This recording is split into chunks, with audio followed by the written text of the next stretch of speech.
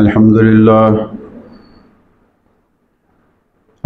لله نحمده ونستعينه ونستغفره ونؤمن به ونتوكل عليه ونعوذ بالله من شرور أنفسنا ومن سيئات أعمالنا من يهد الله فلا مضل له ومن يضلل فلا هادي له ونشهد أن لا إله إلا الله وحده لا شريك له ونشهد أن محمدا عبده ورسوله أما بعد فأعوذ بالله من الشيطان الرجيم بسم الله الرحمن الرحيم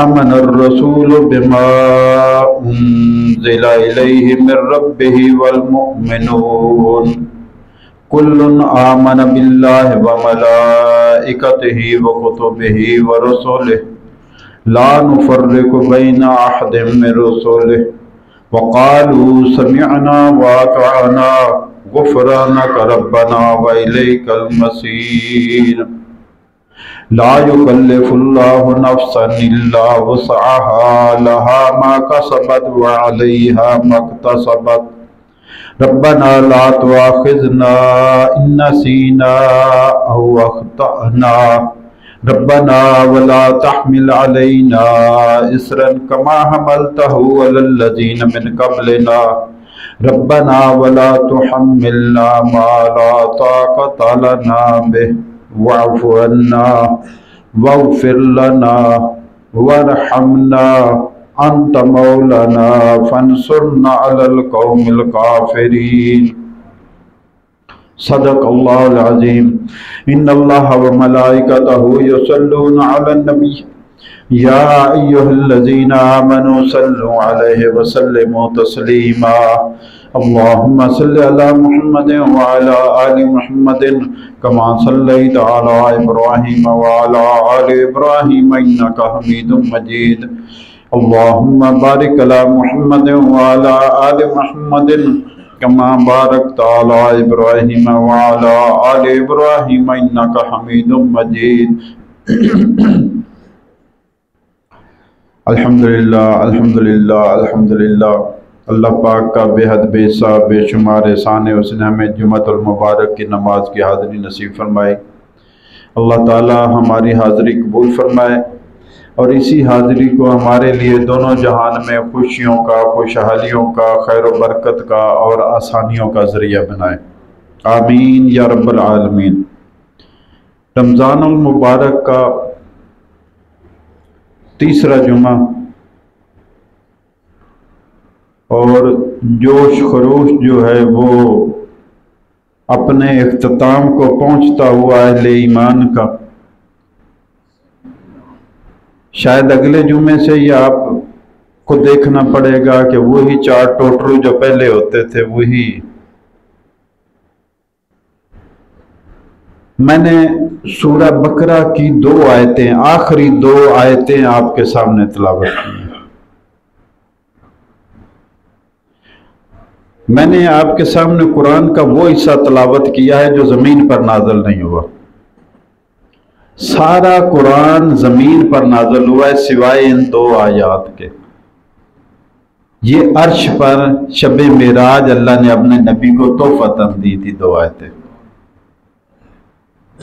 تو وہ جو اللہ نے اپنے نبی کو تحفہ دیا تھا وہ میں آپ کے سامنے رکھنا چاہتا ہوں، بلکہ اپنے سامنے رکھنا چاہتا ہوں کہ اللہ نے اپنے نبی کو کیا تحفہ دیا تھا اور وہ 2 آیات کس مضمون پر مشتمل ہیں، اس میں کیا باتیں ہیں جو زمین پر نہیں آسمان پر تحفہ دیا گیا ہے۔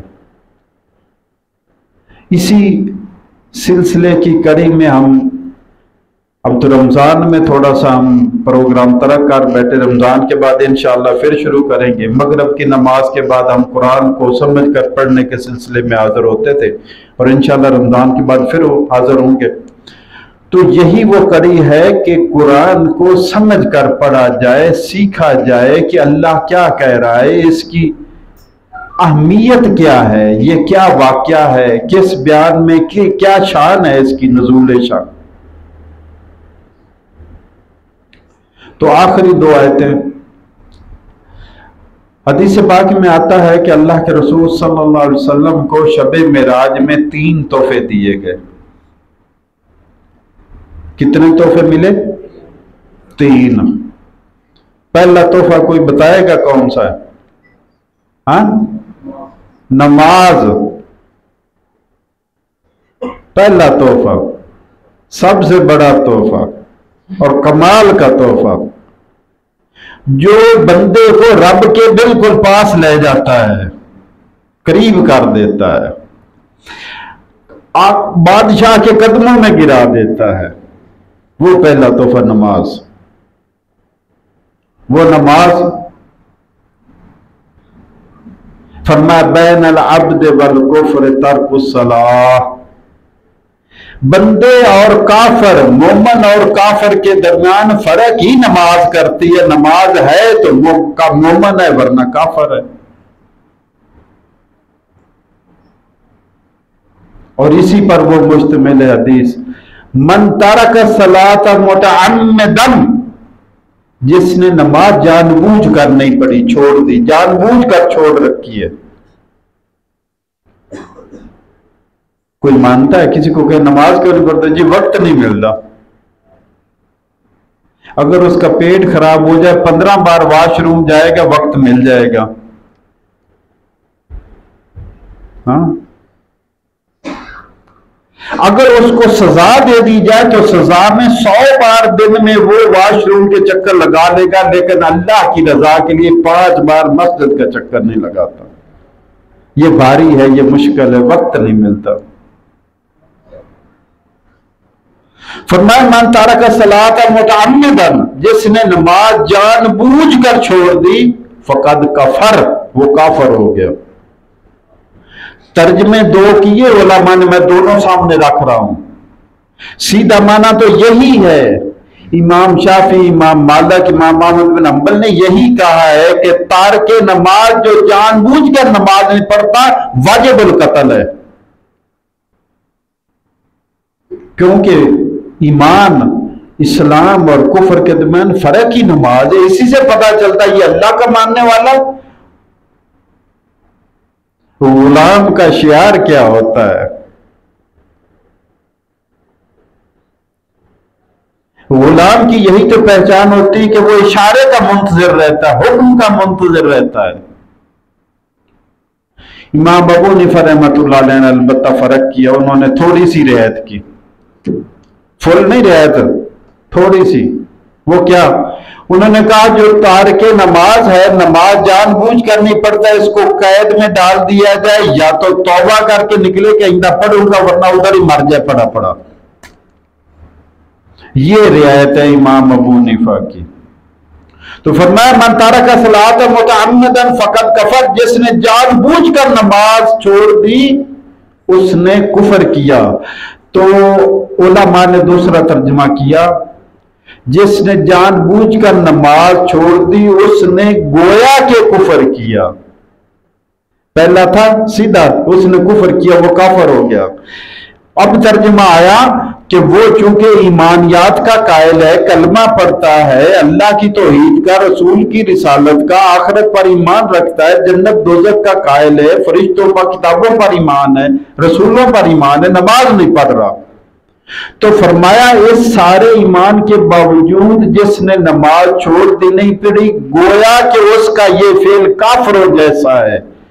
یہ کام مسلمانوں والا نہیں ہے کہ نماز نہ پڑھے، یہ کافر کا کام ہے، اس نے کافرانہ کام کیا۔ فقد کفر۔ تو پہلا تحفہ جو شب معراج میں ملا تھا وہ تھی 50 نمازیں۔ کتنی تھیں؟ اندازہ لگا لیں، اگر وہی 50 کی 50 سیدھے، یہ تو مہربانی موسیٰ علیہ السلام کی ہے کہ بیچ میں پڑ گئے اور انہوں نے کچھ نرمی کروا دی، رہ دلوا دی، ورنہ 50 کی 50 آ جاتی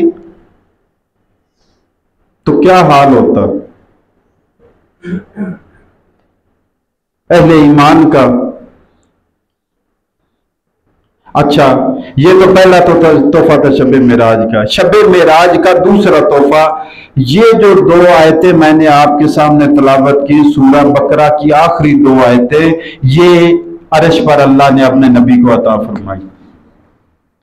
ان 2 آیات کے علاوہ باقی سارا قرآن زمین پر نازل ہوا، یہ عرش پر عطا ہوئی ہیں تحفتاً۔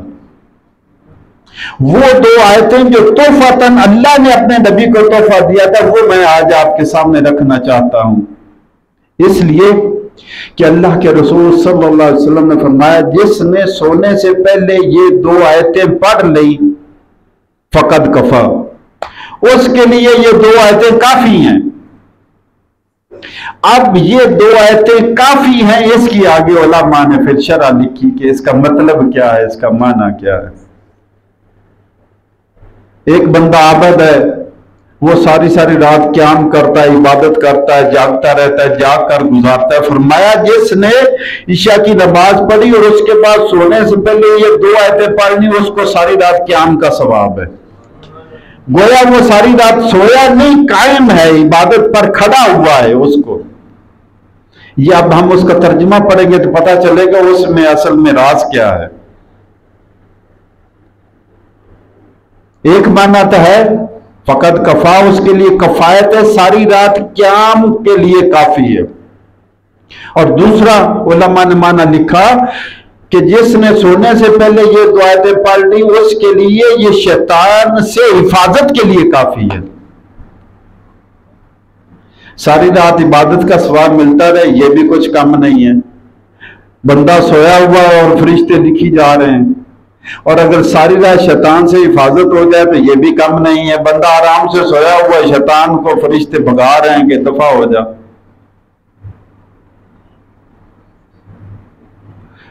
اس لیے میں نے یہ آپ کے سامنے 2 آیتیں رکھی ہیں، اس پر بعد میں آتے، اور پھر ہے تیسری بات، تیسرا تحفہ جو شب معراج کو ملا۔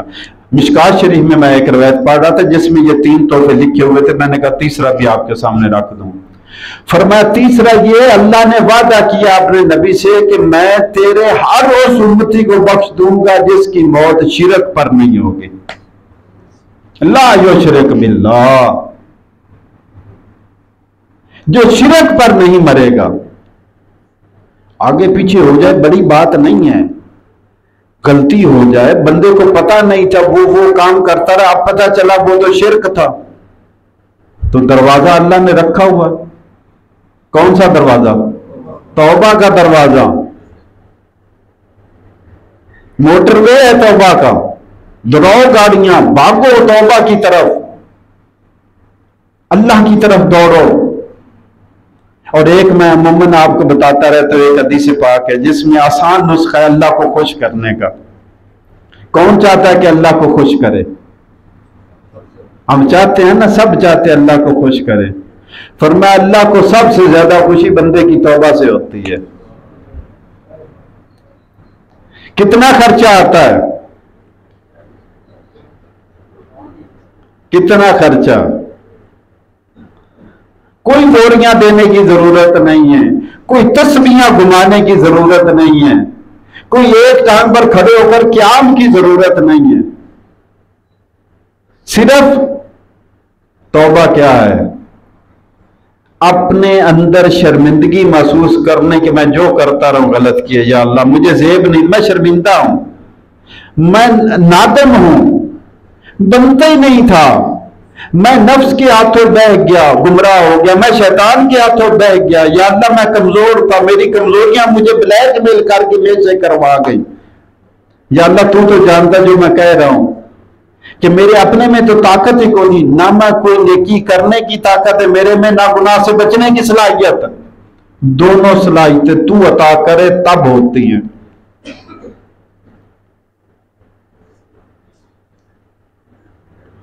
تو فرمایا تیسرا تحفہ ہے بخشش کا وعدہ اس بندے کے لیے جس کی موت شرک پر نہیں ہوئی۔ آج ہم ان 2 آیتوں کو سیکھنے کی کوشش کرتے ہیں۔ اللہ فرماتے ہیں آمن الرسول بما انزل الیہ من ربہ والمؤمنون، ایمان لایا رسول بما انزل الیہ من ربہ، جو کچھ نازل کیا گیا رسول کے رب کی طرف سے اس پر رسول کا مکمل ایمان ہے، والمؤمنون، اور اس رسول کے ماننے والے بھی اس پر ایمان رکھتے ہیں، بما انزل الیہ، اور کیا نازل کیا گیا رسول کی طرف، یہ قرآن۔ تو فرمایا جو رسول کی طرف نازل کیا گیا اس میں جو حلال ہے اس کے حلال ہونے پر، جو حرام ہے اس کے حرام ہونے پر، جو کرنے کا حکم ہے اس کے کرنے پر، جس سے رکنے کا حکم ہے اس کے رکنے پر رسول بھی ایمان لایا اور رسول کے ماننے والے بھی ایمان لائے۔ یاد رہے ان دو آیتوں میں ایمانیات، ایمان کے کچھ تقاضے ہیں اور پھر 8 دعائیں ہیں، 8 دعائیں دو آیتوں میں، صرف 2 آیتوں میں 8 دعائیں، یعنی سوتے وقت بندہ اپنے اللہ کے سامنے منتیں التجائیں درخواستیں کر کے سوتا ہے، اور وہ کتنی زبردست درخواستیں ہیں، کتنی پیاری دعائیں ہیں، وہ ابھی آ جائے گا۔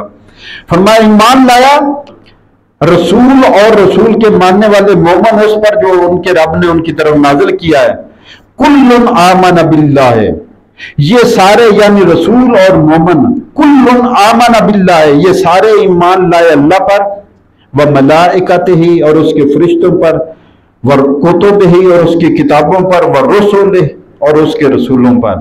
یہی وہ ایمان ہے، آمنت باللہ وملائکتہ وکتبہ ورسلہ والیوم الآخر والقدر خیرہ وشرہ من اللہ تعالی والبعث بعد الموت۔ ایمان مجمل تو ایمان کی بات ہے، اللہ کے ہاں کسی بھی عمل کی قدر و قیمت تب پڑتی ہے جب اس کے ساتھ ایمان نقطی ہوتا ہے۔ ایمان سے بڑی خیر کوئی نہیں، نہ دنیا میں نہ آخرت میں۔ آخرت میں تو ایمان کے بعد ہی سارا کچھ ہونا، دنیا میں سب سے بڑا اثاثہ ایمان ہے، دنیا میں سب سے بڑا سرمایہ ایمان ہے، دنیا میں سب سے بڑی خیر ایمان ہے۔ اس لیے فرمایا آمن الرسول بما انزل الیہ من ربہ والمؤمنون کل آمن باللہ وملائکتہ وکتبہ ورسلہ، اور پھر ایمان کے بعد ساتھ یہ بھی کہتے ہیں لا نفرق بین احد من رسلہ، ہم اللہ کے رسولوں میں تفریق نہیں کرتے۔ یہود موسیٰ علیہ السلام کو ماننے والے تھے، جب عیسیٰ علیہ السلام آئے تو انہوں نے عیسیٰ علیہ السلام کو ماننے سے انکار کر دیا۔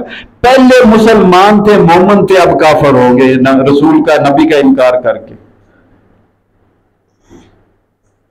عیسائی ایمان لائے ان پر، وہ مسلمان تھے عیسیٰ علیہ السلام پر ایمان لانے والے، جب محمد رسول اللہ صلی اللہ علیہ وسلم آئے ان پر ایمان سے انکار کیا تو وہ بھی کافر ہو گئے۔ اور ہم ایمان والے یہ ہیں، ہمارا دعویٰ ہے لا نفرق بین احد من رسلہ، ہم اللہ کے رسولوں کے درمیان تفریق کرتے ہی نہیں ہیں، ہم سب کو مانتے ہیں، سب اللہ کی طرف سے ہیں۔ لا نفرق بین احد من رسل، عیسیٰ علیہ السلام بھی اللہ کے رسول تھے، موسیٰ علیہ السلام بھی اللہ کے رسول تھے، سلیمان علیہ السلام، داؤد علیہ السلام، زکریا علیہ السلام، یحییٰ علیہ السلام، سارے اللہ کے نبی تھے۔ 25 کے قریب انبیاء کا تذکرہ ہے قرآن میں نام لے کر، لا نفرق بین احد من رسلہ۔ تو یہ ایمانیات کی باتیں ہو رہی ہے، وقالوا سمعنا واطعنا۔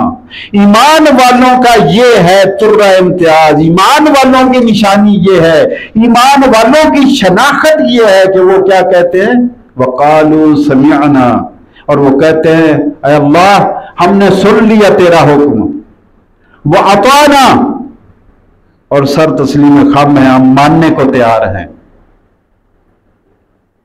یہی میں نے ابھی آپ کے سامنے کہا تھا کہ بین العبد والکفر ترک الصلاۃ، بندے مومن اور کافر کے درمیان فرق نماز کا ہے۔ 5 بار اللہ کا حکم آتا ہے، آپ خود روزانہ شیطان پر لعنت کرتے اور اس پر لعنتے، اللہ کی توحید کا تو انکار اس نے نہیں کیا تھا، نہ جنت کا انکار کیا، نہ دوزخ کا انکار کیا، کچھ بھی نہیں، صرف ایک سجدے سے انکار کیا تھا نا، وہ بھی اللہ کو نہیں، اللہ کو کرنے کو وہ تیار تھا، وہ اس نے زمین اور آسمان کے چپے چپے پر سجدے کیے تھے اللہ کو، اور اب بھی اس کا انکار اللہ کو نہیں تھا۔ ارے آج نماز نہ پڑھنے والا اللہ کو سجدے سے انکار کر رہا ہے، عملی انکار کر رہا ہے، حالانکہ یہ شیطان نے بھی انکار نہیں کیا تھا اللہ کو سجدے سے۔ اس کا بھی انکار آدم کو تھا کہ نہیں یہ تو مٹی سے بنا ہے، میں تو چودھری ہوں، ہم تو اور ذات کے ہیں، ہمارا اور قبیلہ ہے، ہمارا اور نسل ہے، ہمارا گاؤں، ہماری زمینیں، ہماری پراپرٹی، ہماری جائیداد، ہمارا رنگ، ہماری نسل، ہم تو اور کسی قوم کے ہیں۔ وہی سوچ آج بھی لوگوں میں ہے جو نسل کی برتری پر، عصبیت کی برتری پر، قوم کی برتری پر، زبان کی برتری پر، رنگ کی برتری پر، مال کی برتری پر کہتے ہیں کہ میں اور ہوں تو اور ہے۔ یہ شیطان نے پہلا دعویٰ کیا تھا۔ یا ایھا الناس انا خلقناکم من ذکر و انثی، اے لوگوں ہم نے تمہیں ایک مرد اور ایک عورت سے پیدا کیا۔ وَجَعَلْنَاكُمْ شُعُوبًا وَقَبَائِلَ لِتَعَارَفُوا، قبیلے اور قومیں تمہاری صرف اس لیے بنایا تاکہ تمہاری پہچان ہو سکے، اس میں کوئی افضلیت نہیں، کوئی برتری نہیں ہے، کوئی کسی سے افضل نہیں۔ لا فضل لعربی علی عجم ولا لعجمی علی عربی ولا لاسود علی الاحمر ولا لاحمر علی اسود الا بالتقوی، کسی عربی کو اجمی پر فضیلت نہیں ہے، کوئی عربی زیادہ معزز نہیں اجمی سے، اور کوئی اجمی عربی سے زیادہ معزز نہیں، کوئی سرخ کالے سے معزز نہیں اور کوئی سفید سرخ کالے سے معزز نہیں اور کوئی کالا سفید سرخ سے معزز نہیں۔ ہاں اللہ کے یہاں عزت کا ایک ہی معیار ہے، الا بالتقوی، تقوی ہے۔ اللہ کے ہاں عزت والا وہ ہے، ان اکرمکم عند اللہ اتقاکم، اللہ کے ہاں عزت والا وہ ہے، مقام والا وہ ہے، فضل والا وہ ہے، شان والا وہ ہے جو تقوی والا ہے۔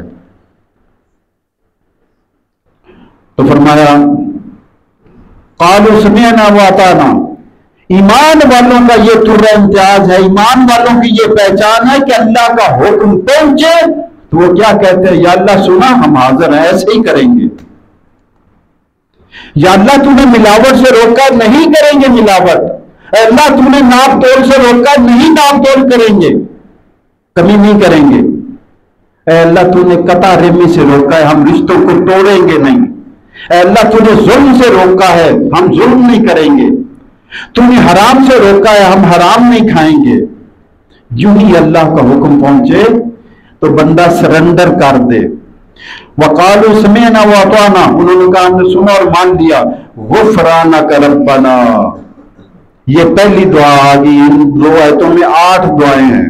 پہلی دعا غفرانک، اے اللہ تیری بخشش چاہتے ہیں، ربنا تو ہمارا رب ہے، الیک المصیر، ہمیں جانا تو تیرے پاس ہی ہے نا۔ ایسے مزے لے کر دعا مانگے بندہ۔ اچھا بزرگ فرماتے ہیں دعائیں پڑھنے کا مزہ نہیں ہے، دعا کیا کرو، پڑھا نہ کرو۔ ہم پڑھتے ربنا آتنا فی الدنیا حسنۃ وفی الآخرۃ حسنۃ، نہیں، دعا پڑھو نہ، دعا کرو۔ دعا میں اپنے آپ کو ہستی ذات کے سامنے حاضر کرو۔ اللہم رحمتک ارجو، اے اللہ تیری رحمت کی صرف مجھے امید ہے۔ فلا تکلنی الی نفسی، مجھے میرے نفس کے حوالے نہ کرنا طرفۃ عین، ایک لمحے کے لیے بھی۔ واصلح لی شأنی کلہ، اور میرے سارے معاملات تو صحیح کر دے، تو سدھار دے، میرے بس میں نہیں ہے۔ لا الہ الا انت، تیرے سوا کوئی معبود نہیں ہے۔ مسئلہ دعا کرتے ہوئے بھی یہ مناجات ہو جاتی، جب آپ کو پتا آپ دعا میں کیا کہہ رہے ہیں، کس کو کہہ رہے ہیں، اور آپ کا یہ بھی ایمان اور عقیدہ کہ وہ سن رہا ہے، مجھے جواب بھی دے رہا ہے۔ اجیب دعوت الداعی اذا دعانی، میں اجیب کرتا ہوں جب بھی کوئی پکارنے والا مجھے پکارتا ہے۔ اس اجیب کے 3 معنی ہیں۔ نمبر 1 میں سنتا ہوں، نمبر 2 میں جواب دیتا ہوں، نمبر 3 میں قبول کرتا ہوں۔ اجیب دعوت الداعی اذا دعانی، جب بھی کوئی پکارنے والا مجھے پکارتا ہے میں اس کی سنتا بھی ہوں، جواب بھی دیتا ہوں اور قبول بھی کرتا ہوں، اس کو عطا بھی کرتا ہوں۔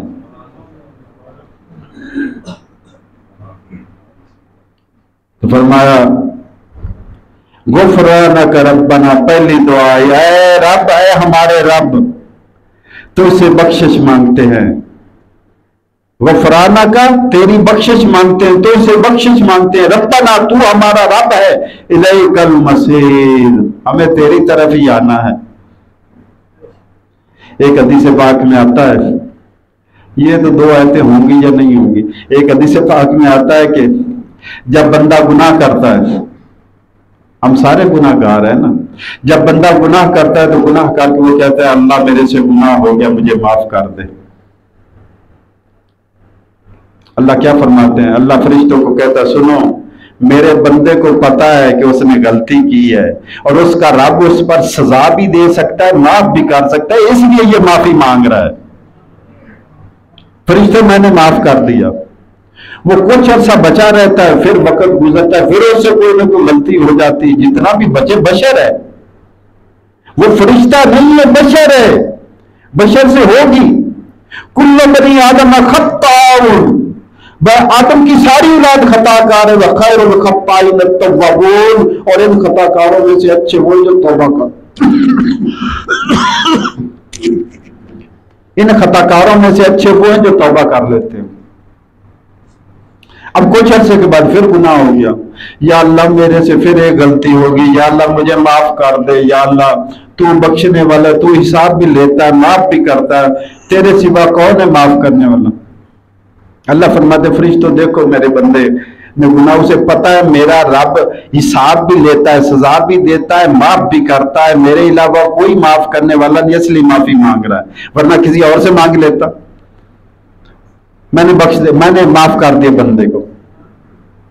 وہ کچھ عرصہ بچا رہتا ہے، پھر تیسری بار، پھر یہ 3 بار ایسا ہوتا ہے، 3 بار اللہ کہتا ہے میں نے معاف کر دیا، حتیٰ کہ چوتھی بار پھر وہ گناہ کر بیٹھتا، پھر معافی مانگنے آ یا اللہ میرے سے غلطی ہو۔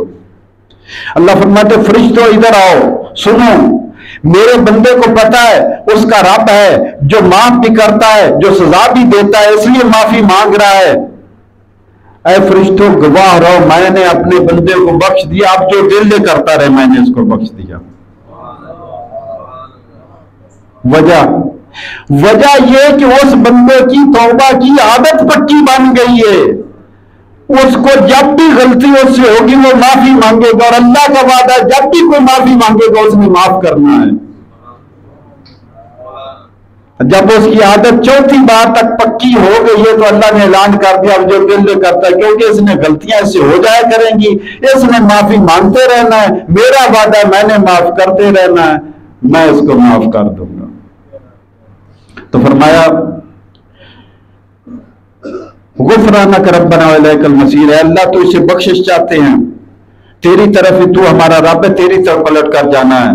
لا یکلف اللہ نفسا الا وسعها، اللہ فرماتے ہیں اللہ کسی شخص کو، کسی نفس کو اس کی طاقت سے زیادہ بوجھ نہیں ڈالتا اس پر۔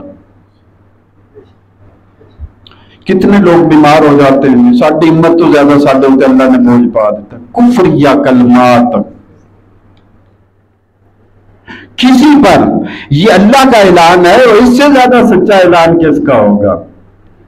لہذا مومن کی زبان سے تو نکلنا ہی نہیں چاہیے کہ میری ہمت سے زیادہ میرے اوپر ذمہ داری آ گئی، نہ نہ نہ نہ، کفریہ کلمہ ہے۔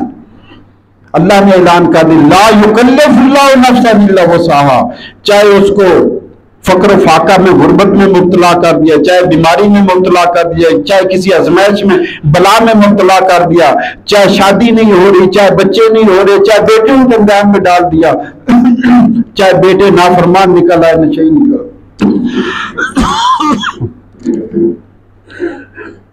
لا یکلف اللہ نفسا الا وسعها، اللہ کسی شخص پر اس کی ہمت سے زیادہ، وہ ہمت بھی جو اللہ نے عطا کی ہے، یہ نہیں کہ عطا کرنے والا کوئی امتحان لینے والا کوئی اور اس کو پتہ نہیں اس کی ہمت کتنی ہے، عطا کرنے والا بھی وہ ہے، امتحان لینے والا بھی وہ ہے۔ وَلَنَبْلُوَنَّكُمْ بِشَيْءٍ مِّنَ الْخَوْفِ وَالْجُوعِ وَنَقْصٍ مِّنَ الْأَمْوَالِ وَالْأَنفُسِ وَالثَّمَرَاتِ،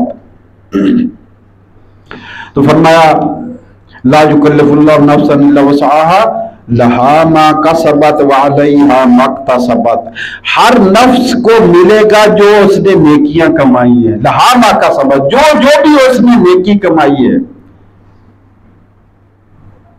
وہی ملے گی، امریکی امداد نہیں آئے گی۔ جو بندے نے کمایا ہے قبر میں بھی وہی کام آئے گا، حشر میں بھی وہی کام آئے گا۔ اگر آپ امیدیں رکھ کر بیٹھے ہوئے ہیں کہ آپ کے پیچھے سے جناب 2000 5000 10,000 قرآنوں کا ثواب جائے گا، تو وہ کسی نے پڑھے نہیں ہوں گے، اعلان کر دیا جائے گا 10,000 قرآن کا ثواب جی، 10,000 قرآن کا ثواب۔ وہ زبانی فائر ہی ہیں۔ ایک شاعر نے ایک سردار کا قصیدہ پڑھا، شاعر نے کہا جب قصیدہ پڑھ لیا تو کہنے لگا جی مجھے خوش کیجیے۔ اس نے کہا جی کل آپ آئیے گا، آپ کو مال و مال کر دیں گے۔ وہ دوسرے دن شاعر تشریف لائے، جی کس لیے؟ جی آپ نے کہا تھا کل آئیے۔ تو اس سردار نے کہا آپ نے بھی باتوں سے خوش کیا تھا، میں نے بھی باتوں سے خوش کر دیا، اللہ اللہ خیر صلی اللہ، برابر ہو گیا کام۔ تو اگر ایسے ہی ہے 2000 قرآن کا ثواب، اتنی سورہ یاسین، اتنی ارے اللہ کہتا ہے لہا ما کسبت، بندے کو وہی ملے گا جو اس نے خود کیا ہے، وعلیہا مکتسبت، اور جو اس نے گناہ کیا وہ اس کا وبال بھی اسی پر آئے گا، وہ کسی اور کے کھاتے میں نہیں جائے گا۔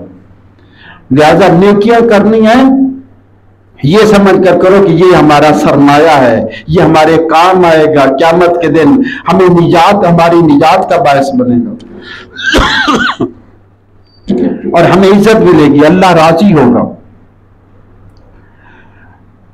لہا ما کسبت وعلیہا ما اکتسبت ربنا لا تؤاخذنا ان نسینا۔ اب دوسری دعا آگئی، اے ہمارے رب ہمارا مواخذہ نہ کرنا، ہمیں نہ پکڑنا اس بات پر جو ہم بھول جائیں یا غلطی سے کر بیٹھے۔ یہ دوسری دعا۔ اور تیسری ربنا ولا تحمل علینا اصرا، اے ہمارے رب ہمارے اوپر وہ بوجھ نہ ڈالنا کما حملتہ علی الذین من قبلنا، جیسا کہ تو نے ہم سے پہلی امتوں پر سخت بوجھ ڈالا تھا، ان کے احکام بڑے سخت تھے، ہمارے لیے اللہ نے بڑی نرمی فرما دی۔ ان کے زکوٰۃ، صدقات، مال غنیمت سارا میدان میں رکھ دیا جاتا تھا، آسمان سے آگ اترتی جلا کر راکھ کر دیتی، یہ علامت ہوتی کہ یہ صحیح مال ہے، سچا مال ہے، قبول ہو گئی۔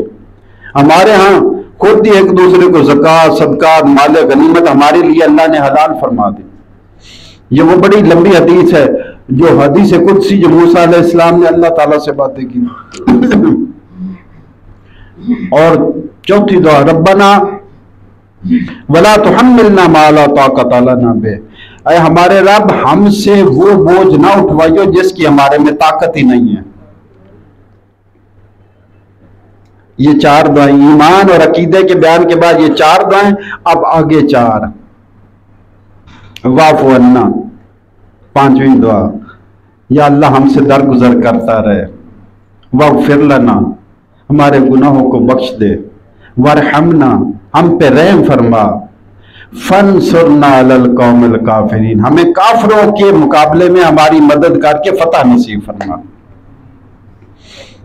تو 8 دعائیں، ان 2 آیتوں میں 8 دعائیں اور ایمان اور عقیدے کا بیان۔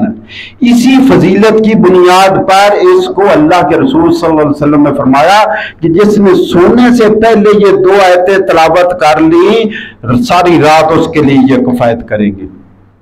اللہ کے رسول کا طریقہ یہ تھا کہ یہ پڑھ کر سوتے، اور جب تہجد کے لیے اٹھتے تو سورہ آل عمران کی آخری 10 آیتیں، آخری رکوع جو وہ پڑھتے تھے۔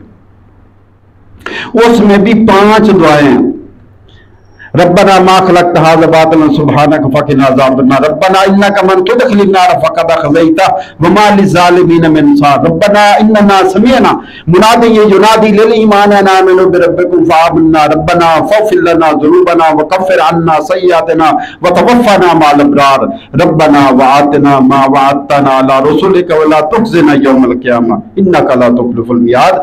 بلکہ علماء تو وہاں پہ کہتے ہیں یہ 5 دعاؤں کے بعد اگلی آیت ہے فاستجاب لهم ربهم، اللہ نے ان کی دعا قبول کر لی۔ تو علماء کہتے ہیں کہ جن دعاؤں میں 5 بار ربنا ربنا ربنا آئے تو اس کے بعد وعدہ ہے کہ اللہ قبول کر لیتا ہے۔ اس لیے قرآن کی ربنا والی دعائیں پڑھا کرو، بلکہ پڑھا نہیں، دعائیں مانگا کرو، دعائیں کیا کرو، سیکھو اللہ سے کیا بات کرنی ہے۔ وما علینا الا البلاغ المبین۔ اللہ تعالی ہم سب کو آسانی عطا فرمائے۔